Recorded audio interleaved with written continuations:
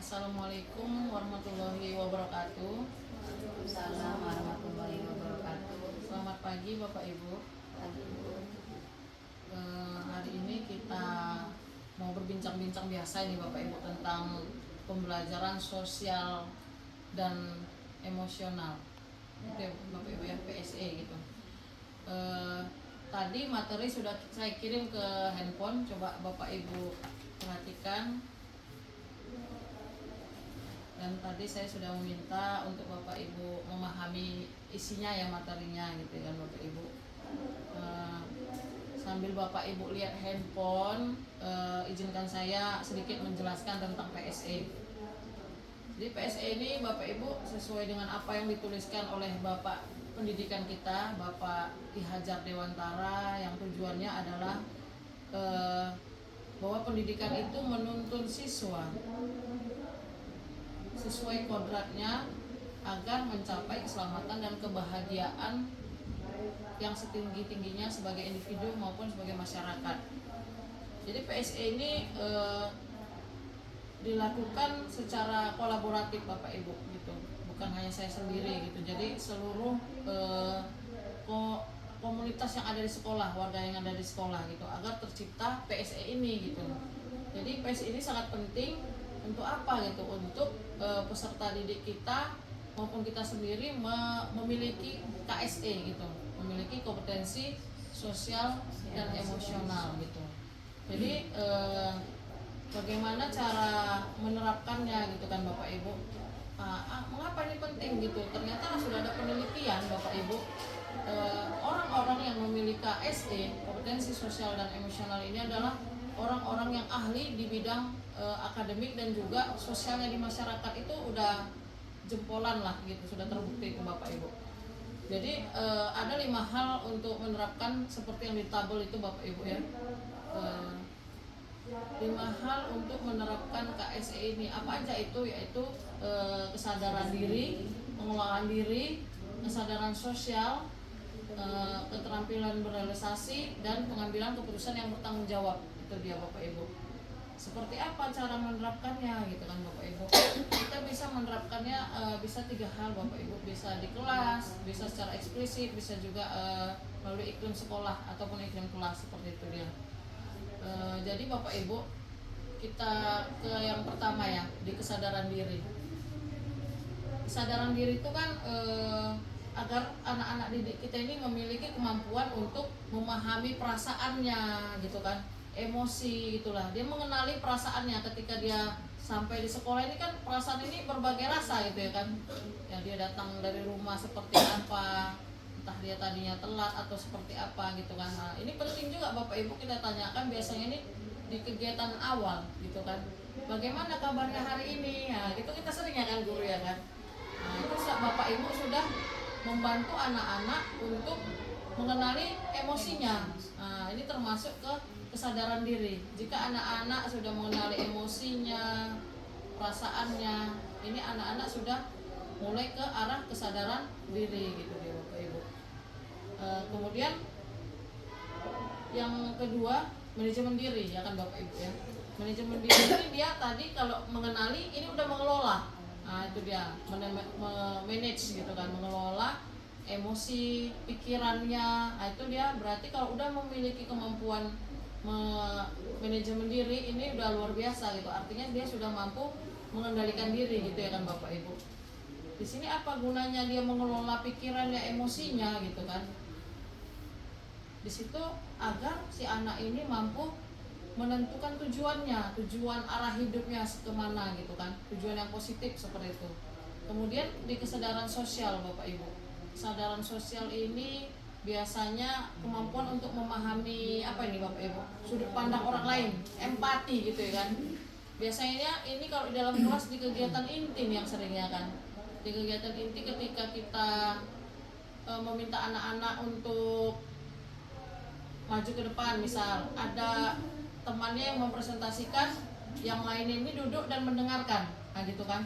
Artinya di sini yang duduk ini kan sudah berempati ya kan. Nah, kesadaran sosialnya sudah ada. Nah, ini yang perlu kita latih gitu Bapak Ibu. Kemudian yang di kemampuan berrelasasi. berelasi, ya kan?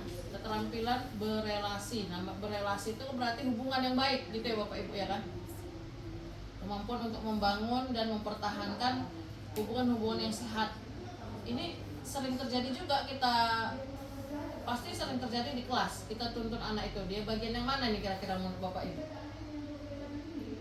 Di bagian diskusi, ya kan, di bagian mereka memberikan pendapat ke teman yang lain. Ini kan kemampuan berelasi nih kan, gitu dia.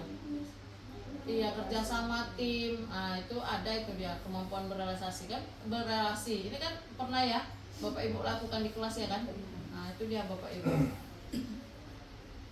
Artinya di sini anak-anak kita tuntun untuk mampu berkomunikasi dengan efektif. Itu di kesadaran ini dia, keterampilan berelasi.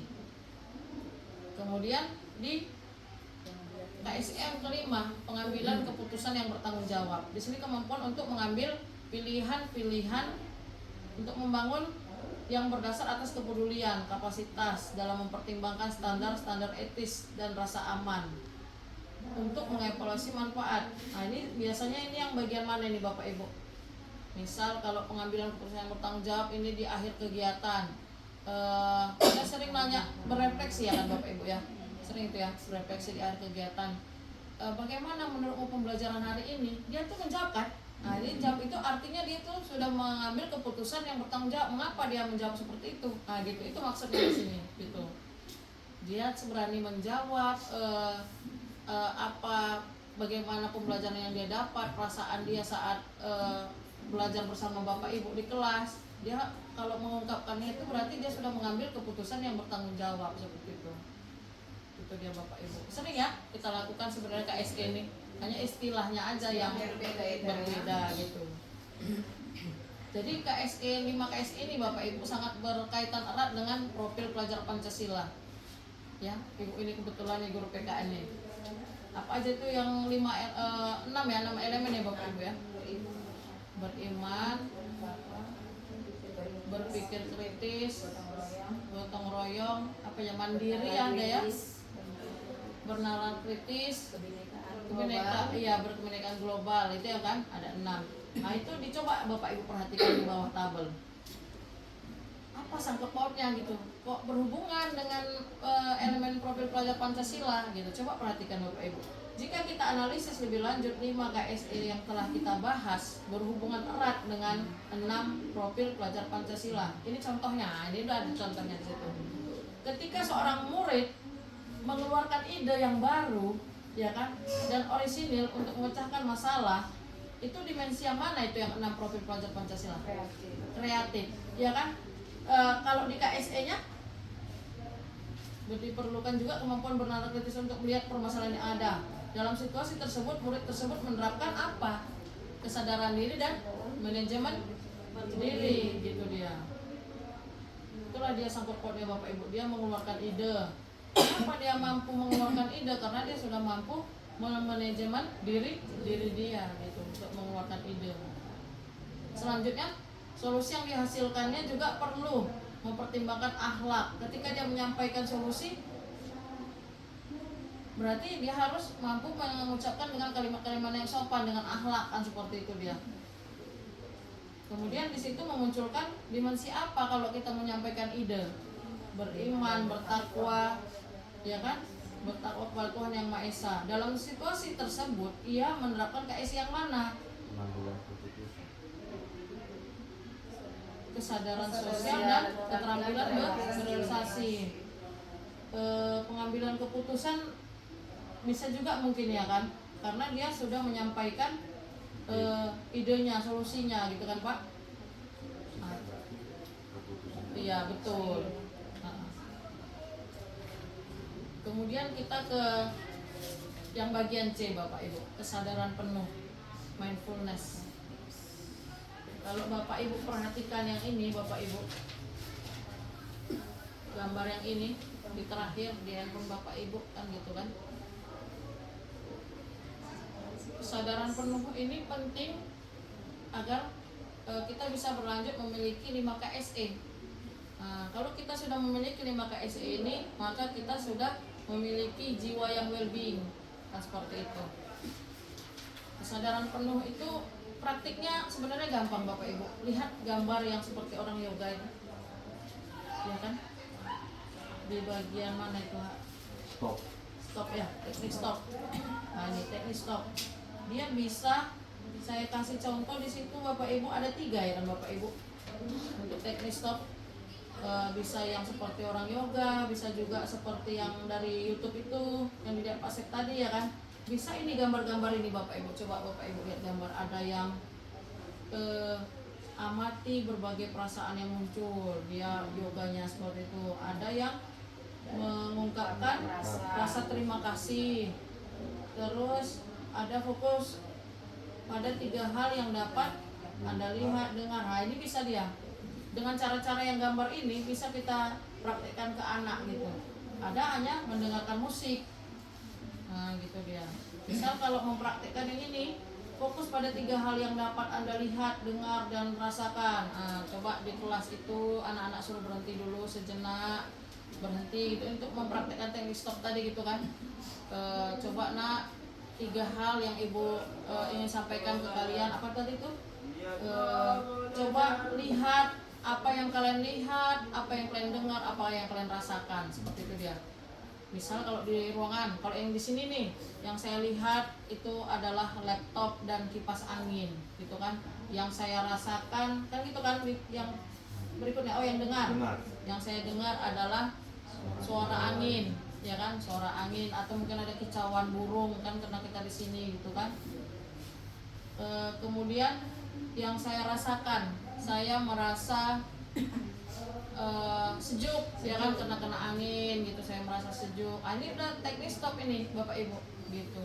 Terserah memilih yang mana atau mau yang ini, yang di atas. Berhenti sejenak, coba nak berhenti sejenak kita gitu kan, duduk senyaman mungkin, tarik napas kan itu kan, ya gitu kan. Baru amati sensasi tubuh, perasaan. Amin, berarti rasakan napas yang kalian hirup. Nah kan itu maksudnya kan, rasakan udara yang keluar dari hidung kalian. Akhirnya dia kan ini kan merasakan bahwa tubuhnya ini ada gitu, penting gitu. Nah gitu. Itu juga bisa untuk melakukan praktik kesadaran penuh Bapak Ibu. Apa gunanya kesadaran penuh ini kira-kira Bapak Ibu? Yang di dalam itu kira-kira Bapak Ibu, untuk apa ini kita lakukan kira-kira? Supaya fokus. Iya, supaya Fokus fokus kembali. pada saat Betul, supaya fokus kembali kita ke tujuan awal kan gitu dia. Itulah gunanya gitu. Jadi semua hal-hal yang membuat beban itu dihilangkan. Nanti kita praktekkan untuk Bapak Ibu ya kan gitu. Beban Hampir sama dengan ice breaking juga. betul, bisa juga ice breaking, betul bisa. di saat mungkin buyar sudah ya, buyar gimana caranya supaya anak kembali refresh dulu. Nah, betul. Nah seperti itulah, hampir mirip lah dengan itu dia Bapak Ibu. Yang di restart. Jadi kalau kita sudah istilahnya sudah jadi fokus, akhirnya kita bisa menerima nih KSE gitu kan, pembelajaran sosial emosional, dan akhirnya kita bisa meningkatkan KSE kita gitu. Terimalah jadinya karena udah fresh ini kan gitu. Nah, terus kalau kita sudah memiliki KSE tadi apa Bu, Bapak Ibu? Akhirnya kita memiliki jiwa yang well being kan gitu, seperti itu dia Bapak Ibu. Jadi KSE ini bisa diterapkan di 3 hal Bapak Ibu caranya. Bukan hanya di dalam kelas. Tadi kita kan bicara di dalam kelas gitu ya kan. Bisa di dalam kelas, bisa secara eksplisit, bisa juga iklim kelas atau sekolah gitu. Kalau dia kelas tadi yang seperti tadi contohnya. Kalau yang eksplisit itu bisa di luar, dia ekskul, pembelajaran ekskul gitu kan. Kalau dia yang di iklim kelas, ya sama aja dia di dalam kelas, namanya kelas ya kan. Berarti kita membuat iklim, namanya iklim suasana ya Bapak Ibu ya. Biasanya gimana supaya menciptakan iklim yang PSE gitu, yang nyaman gitu, berarti kan yang nyaman bagi siswa. Mungkin di pembukaan yang hangat, misal kalau kita ngabsen, ya kalau ngabsen jangan ada variasinya misalnya gitu. Ketika saya menyebutkan nama anak-anak silahkan menyebutkan hobinya, bisa gitu kan, silahkan menyebutkan cita-citanya, nah, gitu dia, biar anak-anak ini merasa nyaman lah seperti itu. Jadi ketika itu udah nyaman kan masuk ini ke SE-nya gitu. Itulah dia Bapak Ibu. Kalau dia itu tadi iklim ya. Kalau dia tadi ekspresif, dia bisa kita bentuk KSE ini di ekskul. Nah, seperti itu dia. Gimana cara membentuk yang 5 ini di ekskul? Seperti itu dia. Dengan Bapak Ibu. Nah, jadi kita mungkin mencoba mempraktekkan apa ini? Teknik stop ini. Coba ya, kita coba ya. Matiin dulu.